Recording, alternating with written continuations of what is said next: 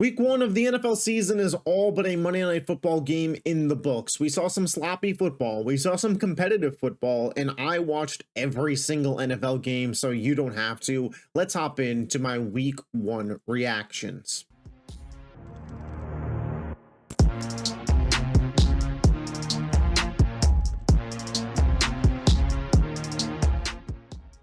The first game I want to talk about is the Pittsburgh Steelers victory over the New York Jets 34-32. This game had the lowest implied over under on the day, and they absolutely crushed it. This was, if not for the Sunday Night Football game between Bills Ravens, the most fun game of week one, which, by the way, if you want to see my reaction to that or either of the other two primetime games, Eagles, Chiefs, etc., those are live on individual videos on the channel. This will just be the 1 o'clock and 4 o'clock Sunday games. But anyways, Pittsburgh goes out on the road, wins this game with a miraculous fourth quarter showing from Aaron Rodgers and the boys, 17-6 in that fourth quarter. You look at this game, man, and the story was Aaron Rodgers. Aaron Rodgers was absolutely back and in prime form for the Pittsburgh Steelers in this one. 22 of 30, 4 touchdowns, 0 interceptions, a really, really strong day from A-Rod. You know, we saw Rodgers kind of pick up his play a little bit towards the end of last season. And I said coming into this year, I don't know how good Pittsburgh's going to be or Aaron Rodgers, but the idea that he'll be worse in a better situation in terms of culture, and we're going to talk about the Jets' new culture in a second, and the fact that he's now a year removed from recovering from the Achilles tear at 41 years old. It takes a little while to get that mobility back, but I felt like Rodgers had it in this game. He wasn't scrambling per se in terms of the way prime Aaron Rodgers was, picking up extra yardages and first downs, but his pocket navigation, his ability to make throws on the run was all there. It looks like he has a really solid trust with Calvin Austin, which is great for Steelers fans. DK Metcalf had a pretty solid day, and this is a good thing for Pittsburgh. Their passing offense looks dynamic. The run game still can't run the ball, still worrisome. I kind of wonder if getting Caleb Johnson more involved could be the solution to that. Kenny Gainwell led the team in running back snaps. The defense looked bad for stretches, but ultimately made plays when they needed to. TJ Watt had a couple big plays. Jalen Ramsey down the stretch of this game was absolutely massive for Pittsburgh. That hit that he laid on Garrett Wilson at the end of the game, I was like, oh, that's the Steelers defense we're going to be seeing. That's the attitude that Jalen Ramsey's bringing to this defensive unit. Okay. Stopping the run, still a struggle. You see there that 182 rushing yards from the Jets. Breece Hall, 107 yards on the ground. So no Derek Harmon, though, their rookie defensive tackle pick. So ultimately, Pittsburgh, once they get their D-line healthy, should hopefully be able to stop the run a little bit better than they were able to in this game. Obviously, Justin Fields kind of talked about this before the game, but he was just on the Steelers last year. He knows a lot of the personnel there, practiced against those guys, so a very familiar opponent for him.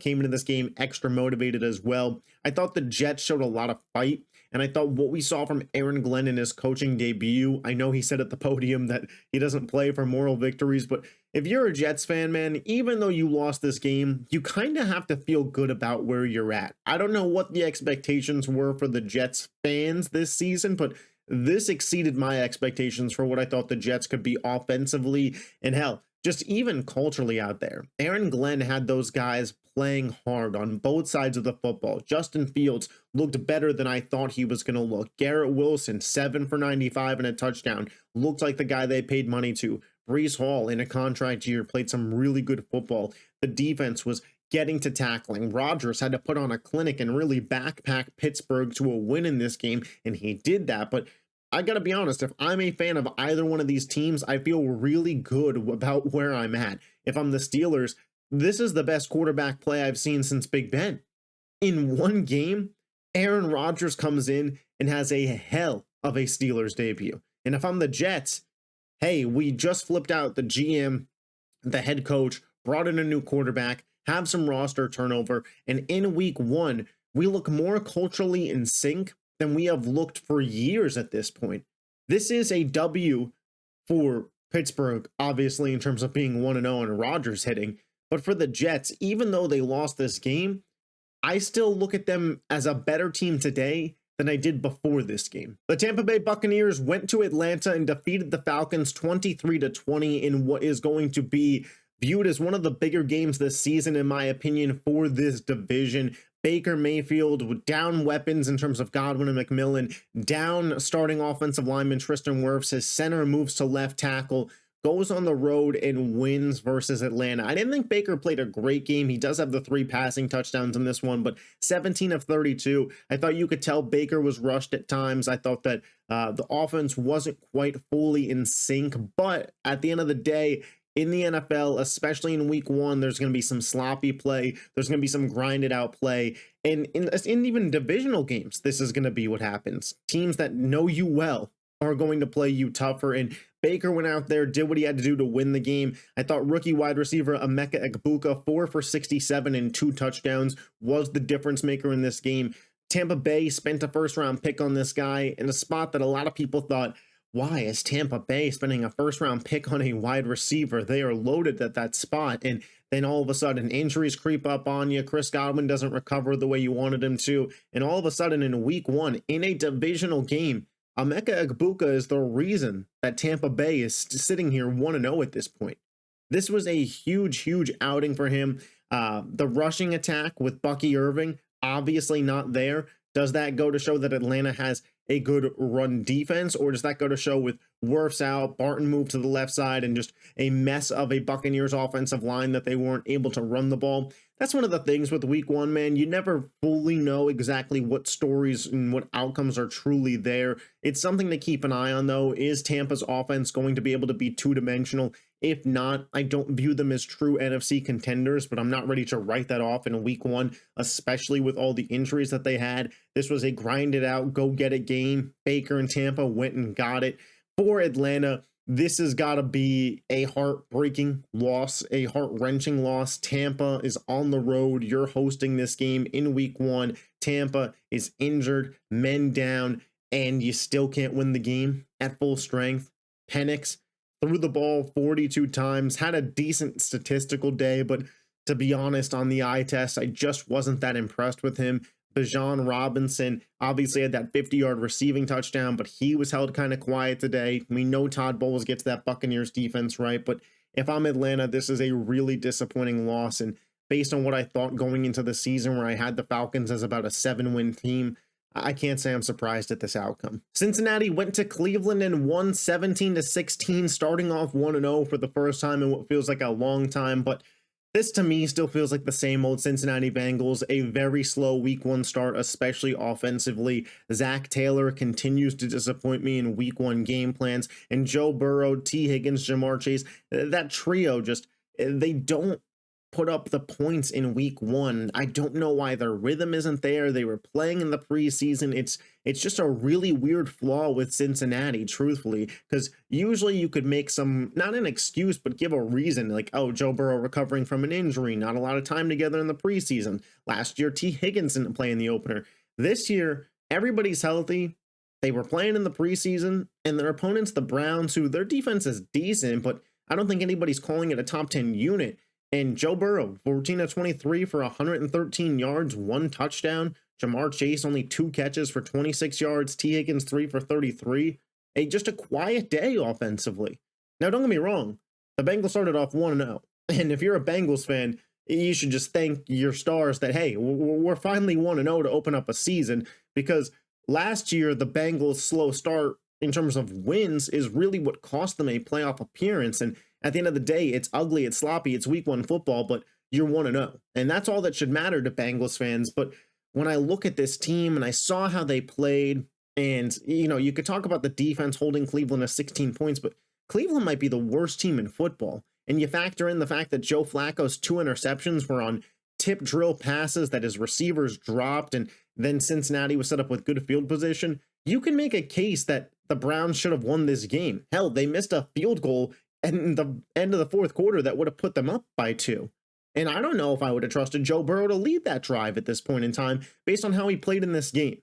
So while if you're a Bengals fan, it's, you know, thank God we're 1-0.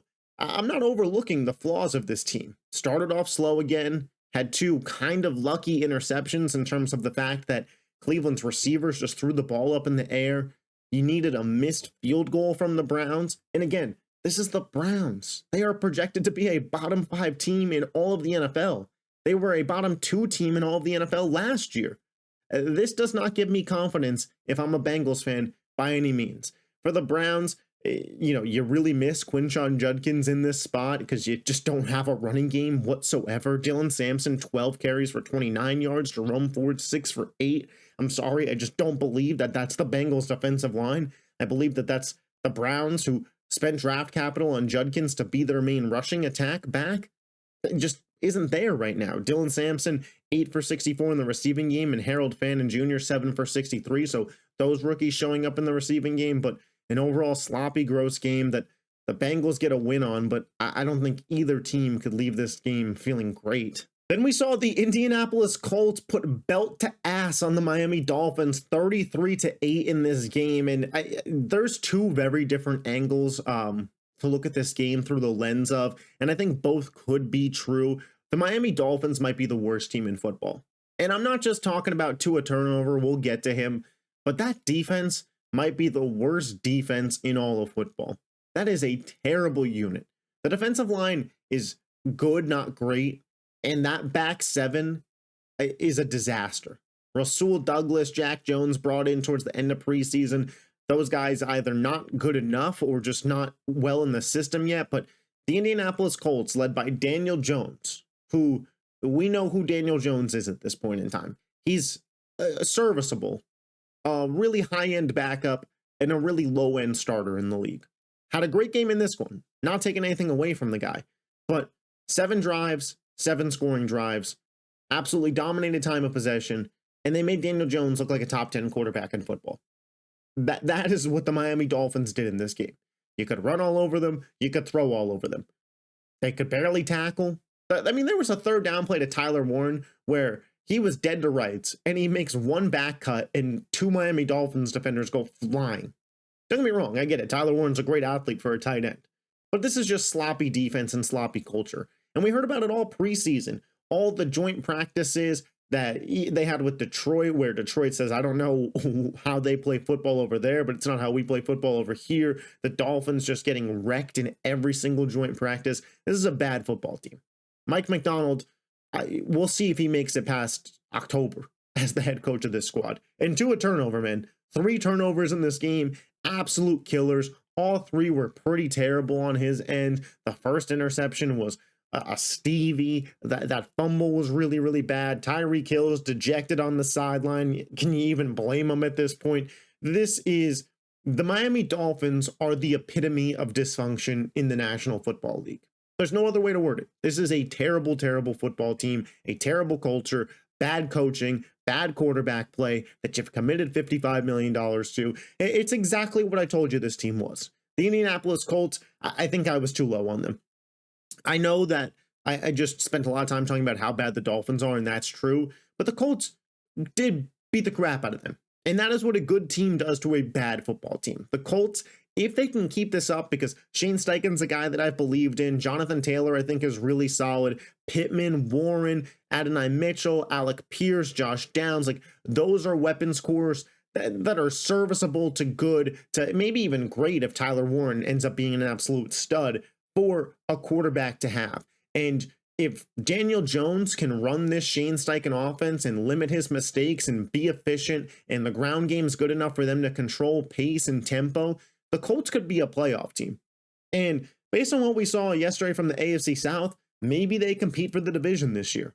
The defense was solid from the Colts. The offensive line played great. The rushing, yesterday could not have gone any more perfect for the Indianapolis Colts. Now it's week 1, so I don't want to overreact, but this was the perfect start to the season for the Colts. The Raiders go into New England and get a win, 20-13 over the Patriots. From the Raiders' perspective, I don't think there was a lot to talk about storyline-wise. I think Geno Smith is as advertised for them, one of the best quarterbacks that they've had in a long time, possibly since Derek Carr was in his prime there. Didn't make perfect plays over and over again, but made every play when he needed to, fit the ball into some really tight spaces, fed the ball to Brock Bowers and Jacoby Myers, ran the offense to a high enough level to go get a W. And that's as big a compliment as you can give in the National Football League in week 1 on the road, shitty conditions, across the country. Geno absolutely did his job.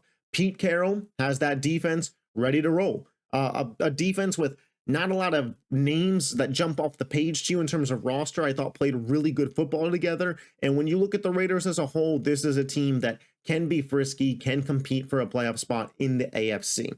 The New England Patriots, I do think, are the bigger story out of this game. This is a team that some people were predicting to make the playoffs. This is a team that some people were predicting to win the division. This is a team that I predicted to more than double their win total from last year, but still missed the playoffs. And games like this are exactly why, because I think a lot of the Patriots' shortcomings were shown in this game. Simply put, they looked very, very young. This looked like a young football team in yesterday's game. Drake May looked inexperienced. Will Campbell looked inexperienced with 2 false starts. The coaching staff getting everything together looked like this was a new coaching staff. And, you know, Travion Henderson not out there, and then he gets out there and is efficient, but they still have Ramondre Stevenson playing snaps. Stephon Diggs was slow to get going. Kyle Williams, the rookie, kind of ineffective in his debut. It was just a lot of young inexperience showing for the New England Patriots. Now, Drake May kind of had a disaster of a second half. I'm not even going to lie to you guys. He has to be better. But again, this is a guy that it looked like he was going through growing pains. And when I looked at the Patriots coming into the season, it was a bad offensive line that was clearly reflective in the run game. Drake May did see a decent amount of pressures, even got strip sacked, and thankfully for them, they got it back. But this offensive line is going to make the development of this New England Patriots team very hard to see. And there's a lot of good defensive lines in the NFL. Max Crosby and Malcolm Kuntz in this one terrorized the Patriots. And this isn't going to be the last time that we give this sort of analysis for a Patriots game, I feel. Inexperience at quarterback and weapons and Will Campbell and a bad offensive line as a whole cost them a shot to compete and win a football game. The Raiders took care of business in New England. The Cardinals went to New Orleans and won the game 22-13. You know, this game kind of went, I think, a lot of the way that a lot of people that watch both of these teams and know football expected it to go. Kyler popped up on the injury report before the game with an illness, so he was sick coming into it. But I thought Kyler actually played a pretty solid game. 21 of 29 passing, 2 touchdowns. Doesn't jump off the page in terms of the stats for you, but had over 200 yards of offense in this game. It felt like when he needed to make plays, especially in that first half, he made them. I thought he was a really efficient runner in this game. Sometimes Kyler could be a bit sporadic with the scrambling. I thought he was running with purpose in this game. A couple of times he went down behind the line of scrimmage, and I thought maybe he could just throw that one away. Marvin Harrison Jr. looked decent in this game. Trey Benson, I thought, looked really, really solid. He had that big 52-yard run, obviously. And then it felt like in the second half, once the Cardinals got up, they were like, you know what, we're up 2 scores. Let's just kind of sit on this. And that's what they did for most of the game. Nothing too crazy to take away for Arizona. They're a good team. I think they're a fringe playoff team, but you know, we'll see. They have a pretty soft schedule to open up against 2 NFC South teams and one in the Panthers that we'll get to, but I expect them to win next week. I expect them to be 2-0. For New Orleans, not a lot of takeaways in this game. I do think that the defense is going to start off the year looking pretty decent. Cam Jordan looked really, really solid. Spencer Rattler looked better than he had looked last year. So is that Spencer Rattler growing in a tribute to Kellen Moore as the head coach? Somewhere probably in the middle. If I'm a Saints fan, the biggest takeaway that I had from this game was that I think Kellen Moore is a good head coach. I know that they only put up 13 points. I don't think that they have the offensive talent. I think from a roster talent perspective, this might be the worst offense in football, and it might just end up being flatly the worst team in football, but I thought Kellen Moore did a solid job coaching here for New Orleans. The Giants traveled to Washington to take on the Commanders and lost 21-6. My biggest takeaway from this game is this: Jaden Daniels is still that guy, man. I thought that the Giants defense actually did a pretty solid job in this game despite the score here. Jaden Daniels is just so dynamic, and even when you think you have him dead to rights, similar to Lamar and Josh Allen, he could just go get that first down, whether it's creating and elusiveness in the pocket to buy himself more time to make the throw downfield, or just with his legs. It feels like he's just always faster than the guy chasing him. He can make the 20-yard throw down the field while throwing on the run. He is just a very, very tough guy to defend. Brian Burns did his best. You guys know that I think Brian Burns is one of the more underrated defensive players in football. He had 2 sacks in that first half. It didn't matter. Jaden Daniels just led Washington and willed them to a win, similar to the way that he did a lot of last year. I thought Debo came in and was actually really excellent for this team. I didn't have high expectations for Debo going into the year, but 7 for 77 and then a rushing touchdown for him in this game. There's not much more you could have asked for if you were a Commanders fan. The Giants came into your building. You took care of business. Jaden looked like Jaden, and Debo had an excellent debut. And Bill Krosky, the running back, looking pretty solid. For the Giants side of things, I do think that the defense is fine. Obviously Jaden is Jaden, but at the end of the day, your defense had to be on the field a ton because the offense just simply isn't dynamic enough. And my hot take maybe for the Giants is I would switch over to Jackson Dart in week 2. And the reason I would do this and not give Russ a longer leash is this offense has a ceiling that is very low with Russell Wilson. And we saw that yesterday. The ability to create and make plays and be special that we saw from Jaden Daniels just isn't there with Russell Wilson. And I do believe from what we saw in the preseason, it is there with Jackson Dart. Is there going to be a learning curve? Is there going to be ups and downs and roller coasters? Absolutely. But for a Giants team that I do think is possibly going to be in a position to compete for the NFC East next year if they have another good free agency and draft, should give Jackson Dart the reps. And if he's bad, it's a pretty good quarterback class coming out. You could pivot. I'm not saying that they will. I don't think that they will, but I would at least like to know what I have in Jackson Dart, and I'd probably rather give him a longer than shorter runway to do it. And with Philly being the defending Super Bowl champions and Washington clearly being a tier or 2 above you in this game, I don't think you're competing in the NFC East this year, especially because also Dallas looked better than we thought. You might as well see what you have. Malik Neighbors was pretty clearly frustrated with what Russell Wilson was producing. So at the end of the day, you would at least make your wide receiver 1 happy. Not that I think NFL teams should cave to what all their wide receiver 1s want. But point being, I think the Giants are better off seeing if the offense could at least be more dynamic and successful with Jackson Dart out there. The Jacksonville Jaguars start off 1-0 in the Liam Cohen era, defeating the Carolina Panthers 26-10. I thought Liam Cohen looked really solid in his coaching debut for Jacksonville. I think that he really simplified the offense for Trevor Lawrence. It kind of reminded me of a college-style offense, and it shows in the results. I thought that it looked pretty easy for Trevor Lawrence out there. The one interception that he had was a very crazy one-handed pick by J.C. Horn. You kind of just tip your cap on plays like that and keep it moving. But I thought Trevor Lawrence looked decent out there, seemed to navigate things well. Wasn't perfect by any means, had a couple missed throws, but you could work with the kind of game Trevor Lawrence gave you yesterday. Weird game, week 1, rain delay, but I thought it was solid. The Jacksonville Jaguars rushing attack was insane, and we'll talk about it, but I think that that's more of a story on the Carolina Panthers because they were the worst rushing defense last year, and it looks like they might be again this year. But ultimately, Jacksonville looks like they were facing an inferior team, took care of business. You got to respect that. For the Panthers, this has got to be panic mode. And I know it's just week 1, but there were 2 major flaws with this team.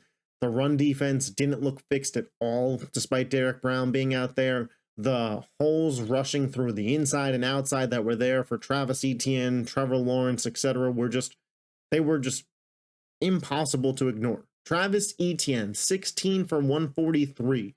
And it's no shade at Etienne, but this guy is not a top 5 to 10 back in the sport, and Carolina's rush defense made him look like that yesterday. But perhaps even a bigger worry is Bryce Young not good? Bryce Young had a really, really bad game. The 2 interceptions weren't great. He had a play when it was 20-3 in the third quarter, going for it on 4th down where he just threw the ball out of the back of the end zone for some reason. His play was really puzzling, close to a 50% completion percentage. Like, Bryce Young was really, really bad yesterday. Now, it's week 1. Some things are surprising. Maybe Jacksonville's defense is better than I'm giving them credit for right now, but I think that this is bad news for the Carolina Panthers. The Denver Broncos keep me alive in my survivor pool barely with a 20-12 victory over the Tennessee Titans. Sloppy game, another game with a weather delay, 3 weather delays in week 1. It was just absolutely insane. I can't remember the last time I saw multiple weather delays in 1 week, let alone 3 in 1 week. So to open up this season with 3 weather delays was pretty insane to me. The Denver Broncos win this game. I didn't think Bo Nix looked good, to be completely honest with you, but it seems like the offensive tempo was off for Denver. I don't know if it was Bo Nix's fault. I don't know if it was his receiver's fault. Obviously, I don't know what the plays specifically were, but he seemed to be really aggravated with some of his options out there. The rushing attack, especially in the second half, I thought got going. The RJ Harvey, J.K. Dobbins duo looks like that could be something for Denver. Sloppy play to open up the season. Maybe Bo Nix and Sean Payton could work some things out and clean this up. They ultimately do get the win here. Their defense is still absolutely outstanding. I believe they had, what was it, 6 sacks in this game? Yeah, 6 sacks in this game, 7 tackles for loss. So Denver's defense is still absolutely a unit. Without a doubt in my mind, they're still really, really talented. Tennessee, this is kind of the concerns that we had with this team. I thought Cam Ward's stat line of 12 for 28 for 112 yards makes it look like he had a way worse day than he did. There were a lot of drops. I thought Cam Ward on the eye test showed a lot of flashes and potentials for a really good player, but ultimately Tennessee just doesn't have the pieces offensively, man. Tony Pollard's a good running back, not a great running back, and you look at these receiving weapons. Tony Pollard led the way with 29 receiving yards. Calvin Ridley was 4 for 27 with multiple drops. Chigon Konku had a drop. Yes, Denver has one of, if not the best defenses in football, but this is just a very, very poor showing from the Tennessee offense. They are going to struggle a lot this year, and it's not going to be because of Cam Ward. It's going to be because they just don't have the pieces offensively to compete with high-end defenses. They're going to have to play Houston's defense twice this season. It's going to be a long year, Titans fans. I'm not going to BS you. It's going to be a very long year. However, the defense does still look pretty solid. Ultimately, it wasn't enough to win you the game, but it does feel like there are building blocks for Tennessee. And this year, as long as Cam Ward keeps showing those flashes, you could be excited about 2026. And for Denver, got to clean some stuff up offensively. But listen, week 1, sloppy win's a win. You guys kind of already know what talent you have on the roster. The defense still looks legit. Cortland Sutton had a good day. Bo Nix has got to clean some things up, but it looks like a 2-dimensional offense as long as he does. And, if Bo Nix cleaning some things up is your biggest concern after week 1 and you still got to win, I feel pretty decent if I'm a Broncos fan. The San Francisco 49ers pick up a win in Seattle, 17-13. I thought in this game we saw both the best and worst parts of Brock Purdy, to be completely honest with you. The scrambling and pocket, elusiveness and the ability to navigate was there. Good throws, quick reads to McCaffrey, able to get the ball out. That first drive, 95 yards down the field, touchdown to George Kittle was really, really solid. I thought Purdy showed some decent mobility in this game as well. 5 for 17, but picked up a couple of nice runs in this game in my estimation. However, some of the decision making and the willingness to just let it rip in spots that you didn't need to really, really didn't sit well with me and almost cost the Niners this game. The 2 picks that he had were not great. The one, Ernest Jones made a pretty athletic play, but the second interception in the fourth quarter, throwing into triple coverage, was very head scratching. And I thought that the touchdown pass to win the game, by rule of cool, it's awesome that it happened and great for Jake Tongs, but that was a bad throw. That was a bad throw that Brock Purdy got lucky. His guy made a play because, again, into triple coverage when, yes, Jake Moody in special teams, which is always and has always been a problem for the 49ers, is kind of unreliable. You're right there. It's a chip shot field goal. I get it. You didn't need to be in that spot if you could just execute on special teams and you would have been made 2 field goals already and you'd be up in that spot. But this was a dangerous throw that worked out this time, but I don't know how many times you could test that Seattle defense and it does work out. Listen, I'm not a Purdy hater.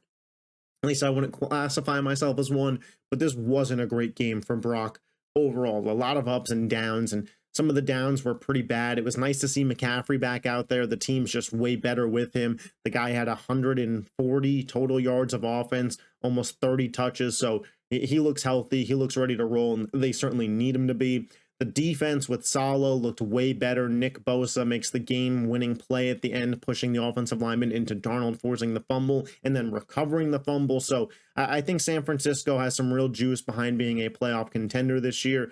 The Seattle Seahawks, listen, the defense was really solid. You could have argued that if Purdy doesn't make that miraculous throw at the end of the game, the defense was going to lead them to victory in this spot.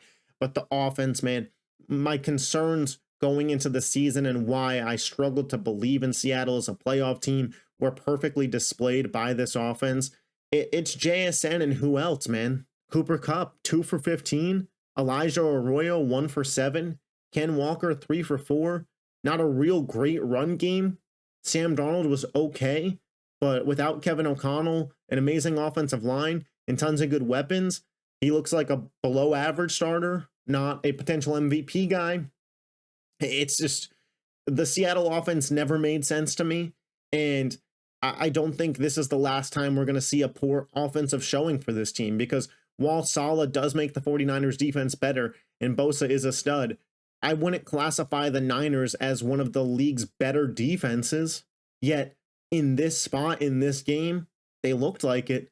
I think it's going to be a confusing, long season for Seahawks fans watching that offense thinking, did we really let Geno Smith and DK Metcalf go for this offense? In what was perhaps the most newsworthy game of the Sunday slate, the Green Bay Packers pretty much pummel the Detroit Lions 27-13. And I think there's two very different sides of the coin here. On the Green Bay side, Jordan Love looks pretty solid. The guy tried his hardest to throw an interception in this game, but a couple penalties stopped that from being the case. But looked really sharp, especially early on in the game when things were tight. The Packers, this looks like a legit Super Bowl threat, man. The offense with Josh Jacobs and with Jordan Love obviously is two-dimensional. The offensive line is solid. Romeo Doubs looks like he could have taken another level this year. Jaden Reed, Tucker Kraft, Matthew Golden, those are some good pieces. The defense looked legit. That defensive front with and without Micah Parsons out there, to be honest, looked really solid. I thought moving on from Jair Alexander in the secondary, we'd see how it looked. It looked good, man. Everything fired for Green Bay yesterday in a division game versus Detroit, who just won 15 games last year, winning by 2 scores. You couldn't ask for anything better if you're a Green Bay Packers fan. This game showed to me that the Packers were as advertised. Legit Super Bowl contenders.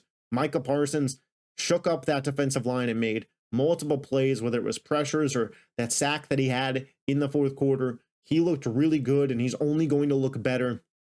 If Jordan Love can kind of do what Josh Allen did 2 years ago with Joe Brady and kind of calm down, learn to play for the next down, and then utilize his great arm and unreal talent in selective spots and not average a turnover a game, that could be the difference between the Packers being legit Super Bowl contenders to Super Bowl favorites throughout this season. And I do mean that.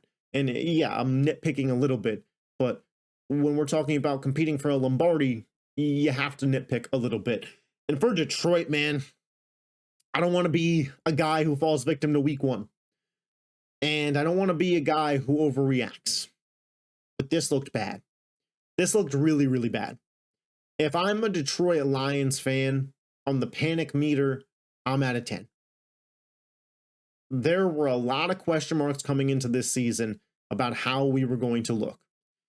Losing Ben Johnson, losing Aaron Glenn, losing Frank Ragnow and Zeitler on the offensive line. There were a lot of question marks about how Jared Goff was going to look without a top 3 offensive line in football. There was a lot of questions about how dynamic the offense would look without Ben Johnson calling plays. There were a lot of questions about how motivated would this team and defense look without Aaron Glenn out there. And on every single one of those tests in week 1, Detroit failed.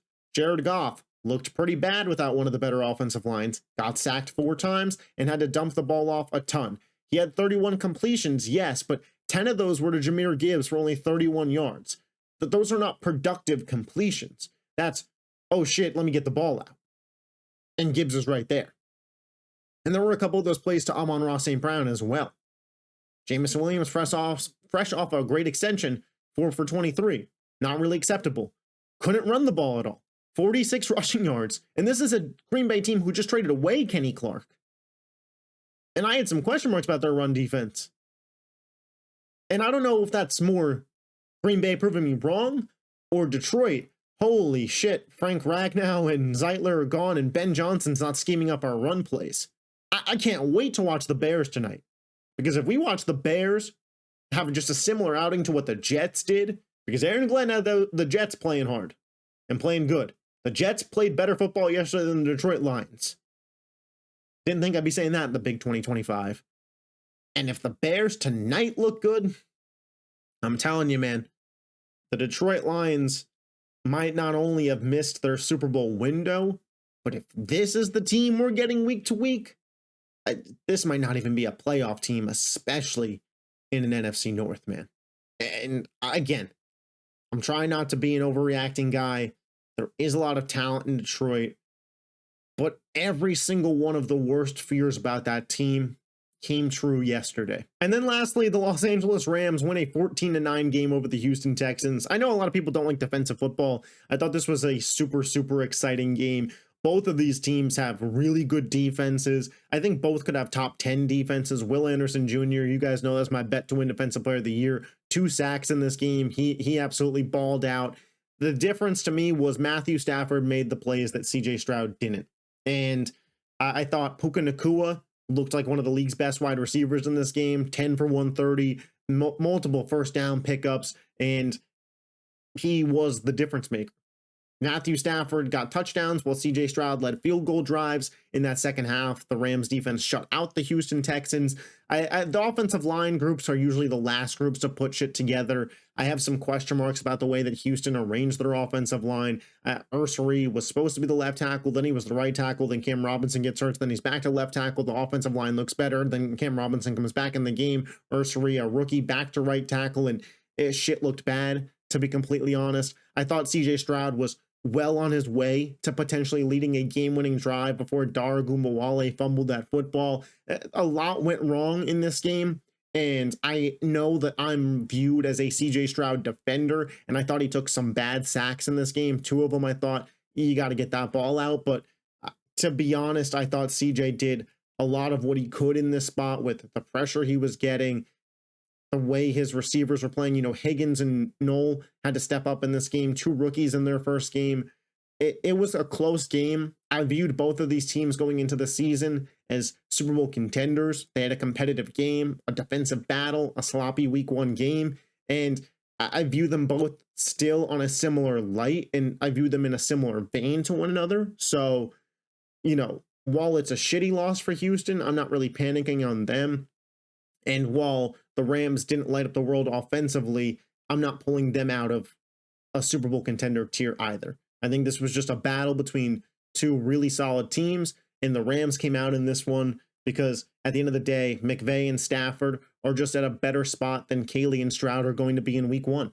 The chemistry's there, the play calling's there, the ability to get touchdowns instead of field goals was there early on in the season for the Rams, and I think the Texans will get there. And then that third down, man, balls to the wall, ready to run a play where you know, everybody's expecting you to run the ball. You run that boot to Nacua, Stafford and Nacua, first down, game over. Nacua makes the play, but Stafford and McVay orchestrate it. At the end of the day, the Rams have that ability in them. So that's all for my week 1 recap video. We'll be doing these videos every single Monday, as well as instant reactions to primetime games, Tuesday tier lists, Wednesday podcasts, and videos in between. So if you love the NFL and you're not yet subscribed to this YouTube channel, make sure you hit that button. I will catch you guys next time. Peace.